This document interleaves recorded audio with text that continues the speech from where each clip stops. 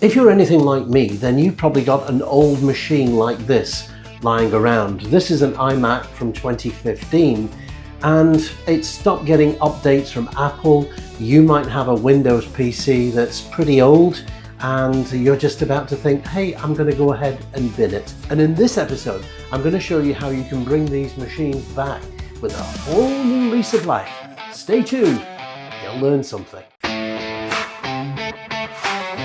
Learn with Andy Malone.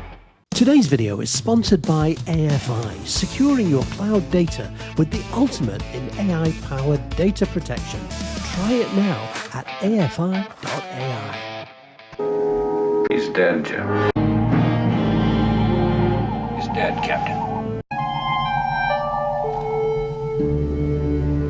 He's dead, Jim. Ah, but it doesn't have to be.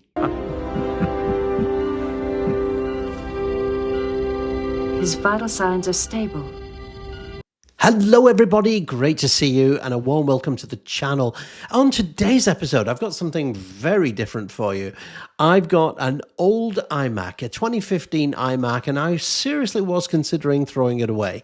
But in this episode, I'm going to show you how Zorin OS can help bring the whole thing back to life. And I'm going to take you through the whole process, getting up and running, and more importantly, what this version of Linux can actually do for you. And it's very exciting, so make sure that you stick around to the end. Now, just a quick reminder, if you haven't subscribed to the channel, bump that subscribe button up there, ring that bell, and come and join my learning community. And remember, what I'm showing you here is really not just for a Mac, but it's also for a PC as well. So if you've got an old crusty PC that's on its last legs, seriously guys, don't throw that machine away. This will make it feel like a brand new machine and it will absolutely rock for you guys. Okay, questions and comments, of course, get those down below. Now, just to give you a quick idea of what I've got a 2015 iMac,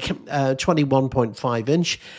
It's got 8 gigabytes of RAM. It's got a 1 terabyte hard drive. It's the Intel-based Macs, remember those? Which actually makes things a lot easier. So now, before you get started, there's going to be a few things that you're going to need to know. Number one, the keyboard and the magic mouse, of course, won't be detected right away because Zorin OS is Linux and you need to install the Bluetooth settings, which I'm going to show you how to do. So a couple of things that you're going to need: get yourself a wired mouse and, of course, your trusty iPhone cable, which will fit into the keyboard, and then you're not going to have any other issues. The next thing you're going to need is you're going to need a 4 gig thumb drive, and for that you're going to need to burn a copy of Linux. Let me show you how to do that. So to get started, as I said, you're going to need a USB thumb drive. Now, just to say that I'm burning this on my current Mac, so I'm using a current iMac here, and of course there are no USB ports on that Mac, so you're going to need a USB-C connector, which again, they cost pennies from Amazon. So the first thing you're going to need is obviously your OS. And for me, I'm choosing Zorin OS. At the moment, I'm kind of favoring two different distros of Linux. One is called Linux Mint and Zorin OS. And they're all kind of offshoots of something called Ubuntu. Now, if you're one of these people who have been afraid of touching Linux, then, have no fear. I got to tell you, the interface is so friendly, so easy to use, and it's going to save you so much money, really.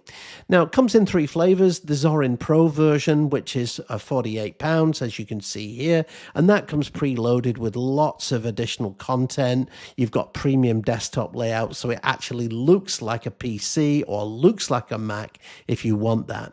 There's a couple of free versions as well. Zorin 18, which is the core version. This is basic use, which is pretty much the same thing, but you have to download additional content. And there's also a version for education there as well. So I'm going to go ahead and download the core edition. So I'm just going to download that and we'll come back in a moment. And the next step is you're going to need a utility to burn your ISO image. And I've found that this is perfect. BalenaEtcher, you can find it at etcher.balena.io, absolutely free. So let's go ahead and plug our USB in. Okay, so having now downloaded the Zorin ISO image, what I need to do is burn this to my flash drive. So I've got the option, do I want to flash from file, flash from a URL, or do I want to simply clone the drive? In this case, I'm going to say flash from file. I'm just going to locate my Zorin OS ISO image. You can see I've been testing this with a couple of different distros, Linux Mint, and also Zorin OS here as well. The next thing, I need to simply select my target, and I'm going to then click on that, and I'm going to now select. And off it goes, and it will start flashing that. Okay, so just for the purpose of disclosure on the video, I've decided to install the Zorin OS in a VM on my iMac just for demo purposes, because I couldn't do a screen capture on the main machine, but I'll show you that afterwards once it's installed. So for this, installing Zorin is really super easy. You've got a couple of choices. Do you want to run like a distro, a live distro without installing it? Both Ubuntu, Linux Mint, and Zorin do that. So that's pretty cool that you can kind of try before you buy. Now, if you're happy, of course, you can then go into the actual setup itself. And the setup is really quite simple. So moving in here, let's have a look at what those setup options are. So first of all, once you've chosen your language, you can either try Zorin, as I said, or what I decided to do was go ahead and actually install it on the physical machine, bearing in mind that anything on that machine will be completely wiped, so I'm happy with that. So choose my keyboard options there. So English UK, obviously, as I'm in the UK, you can also have additional keyboards. So just like Windows as well, very, very simple and easy to set up. Do that. You can then say, do you want to install just Zorin, or do you want to install other software as well? So things like third-party updates. And again, you can choose whether you want to participate in Zorin census. And this just really is, it gives them an idea of who's downloading their software and so on. In this case, I've decided not to go ahead with that. So you get a couple of options. What do you want to do? Do you want to completely erase the disk and install Zorin, or do you want to do something else? For example, partition the disk. In this case, I've gone ahead and I've said, yeah, I want to erase the disk. Now, you'll notice on my screen, I've got two mice. This is just, it was a kind of a fallout from using Zorin in a virtual machine. And I don't think it was the OS's fault. It was my virtualization software that I'm using. So I've decided to go ahead and choose erase the disk. So off that goes, of course. And you get a little warning. Are you absolutely sure? So yes, I'm absolutely sure with that. So again, it just does a quick check of the disk, and then it will completely erase it, and you're up and you're running. So up next, of course, is setting your location, and it should automatically detect your location from your IP address. In this case, yeah, as you can see, it's just London. But of course, you can change it if you want to. Then we're going to continue, and up next, of course, it's asking for an account. So we want to create a local account, of course, which is something that, of course, Windows 11 no longer does. So I'm just creating one here just for demo purposes. And again, initially it sets up with passwords, but there are other options in terms of security as well. So having set that up, I'm just going to go ahead and just continue, and off it goes. It just continues the setup process. It really is quite simple. There's no kind of terminal access required, certainly not at this stage anyway. So after a few moments, the Zorin goes ahead and installs, and then it will finally just say, yep, we're complete. So once you click on that, you'll then get the option to log in, and this is where we're up to now. So now what I'm going to do is give you a really nice tour of the Zorin environment and give you information on how I configured my iMac. So as you can see, after the install, everything is working. I did encounter a couple of issues. I'm going to talk about those. And these were typically Bluetooth, getting just Bluetooth installed to kind of see the keyboard and the mouse. That wasn't too much dramatic. Then the sound card, of course, getting that up and running. And as you can see, I'm using it connected to my Bluetooth Bose speaker, which is really great sound, by the way. In addition, there's a driver for the camera, and it picked up things like the USB Blue Yeti microphone really quickly with no drivers required at all. And it also picked up my wireless HP printer as well, which was fantastic.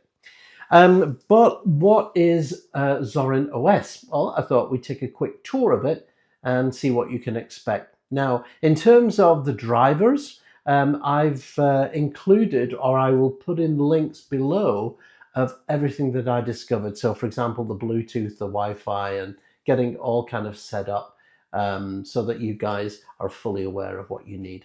Okay, so I think let's have a look at Zorin OS and see what it has to offer. Okay, let's take a look then at Zorin OS. As you can see, I'm using a free kind of screen recorder here. It's called Blue Recorder, absolutely free.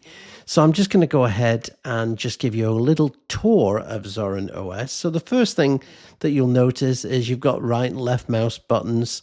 You've got the layout settings here, so you can make it look like a Mac if you want it to look like a Mac, or Windows 11. You've got the Windows kind of 10 version here, I suppose you might call it. And of course, if you've got the paid version, you get many more kind of more richer colors as well.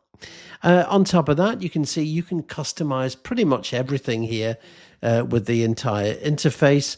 Again, you can go back to the taskbar at the bottom, and you've got things like Task Manager, to very, very similar to kind of Windows, actually.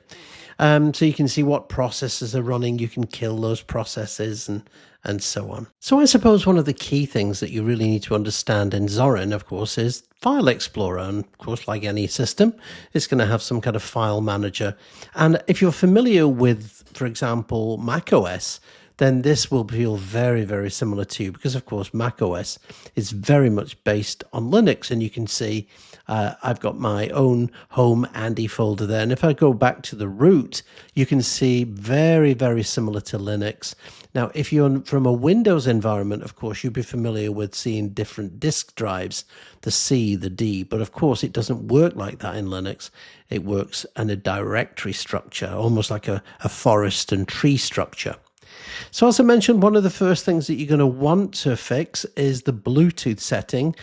So you can install this Blueman, this module, and it will then, you reboot the machine, and then all your Bluetooth keyboards and your Bluetooth mice and so on will all work. Likewise, I've also got a document here for a FaceTime camera as well. And I basically just got these from ChatGPT, by the way. Just said, go off and find me the camera driver, and it was really simple.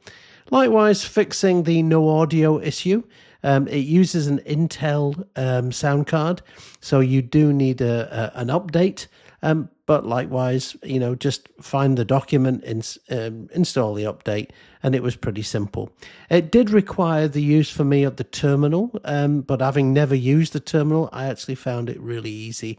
And you just followed the instructions. And as I said, I'll include those instructions in the description below the video here.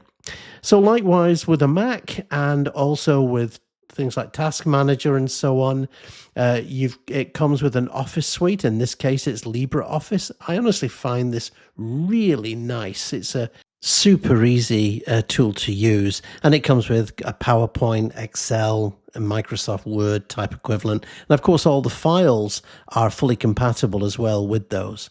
What I do love about Linux is the software. The software, it might not be the same name, but I guarantee you'll find something very similar. So this is the software portal. You can go in here. It shows you what software you've got installed. You can explore for new software. And here as well, it'll show you if you need to update the system at any point as well. And of course, finally, you're going to come into the system settings. You can change your desktop wallpapers. I'm not going to walk through this because, to be quite honest, I found it really, really simple and easy to navigate. And if you're familiar with Windows or even Mac OS, I really don't think you'll have any problems here. So there you go, Zorin 18 OS, definitely a worthy successor to other versions of Linux, and super easy to install and configure. So there you have it, giving life back to old PCs and all Macs with Zorin OS, a fantastic Linux distribution. Everything that I've shown you is absolutely free, other than the little bits of hardware that you've got to buy, of course. Hey, listen, I really hope that you found this useful. And if you did, give me a big thumbs up. It really does help the channel. And if you've got questions and comments, as always, get those down below. Okay, that's it for this time. Really appreciate you joining me. You stay safe, and I'll see you next time.